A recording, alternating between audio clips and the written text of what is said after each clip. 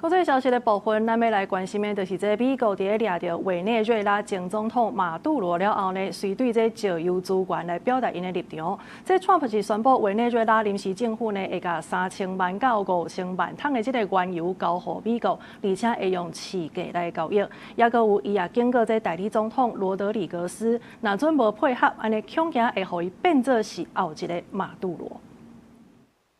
委内瑞拉政局改变了后，美国总统 Trump 突破文宣布，美国临时政府加3000万到5000万桶品质足悬的原油交予美国。不过 ，Trump 强调，这批石油会用市场的价格来卖予人，不过资金是伊本人控制，而且伊个讲会把款项用伫咧造福两国的人民。已经指示能源部长莱特随执行这项计划，用保存船直接运去美国的码头。美国边境的民众足烦恼的，惊美国安尼做是咧抢资源。 No sea lo que ocurre, a lo mejor ya transó con los gringos. Los gringos, si transó con los gringos, pues que si vienen para acá los gringos, van a ponerse otra vez a la industria petrolera. La industria petrolera va a ser otra vez explotada por ellos igualito, porque siempre ha sido mantenida por los gringos y siempre ha sido explotada por los gringos.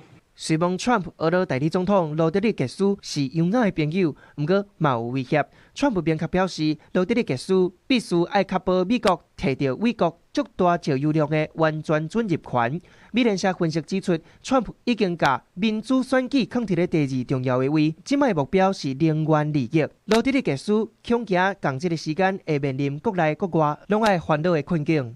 And then externally, of course, she's facing demands from the White House and President Trump, who has explicitly said that if she doesn't follow through on granting U.S. access to Venezuela's vast oil reserves, she could be next and follow the line of President Maduro.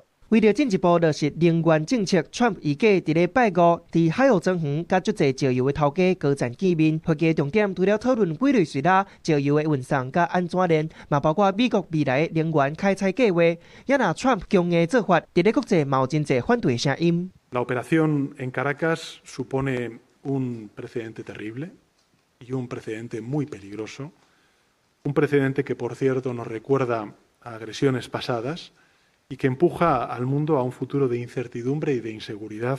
希望讲 Trump 强调能源优先的政策，不过委内瑞拉政局演变为单纯的民主转型，变作是国际中间的资源比较。这批数千万桶的原油的交接，到底是换到稳定的政权，还是更加深的国际冲突呢？拜五 ，Trump 甲能源高层的会议结果，嘛变作是观察美国甲美国关系，还有全球油价走向的关键指标。公司新闻，陈伟进编译。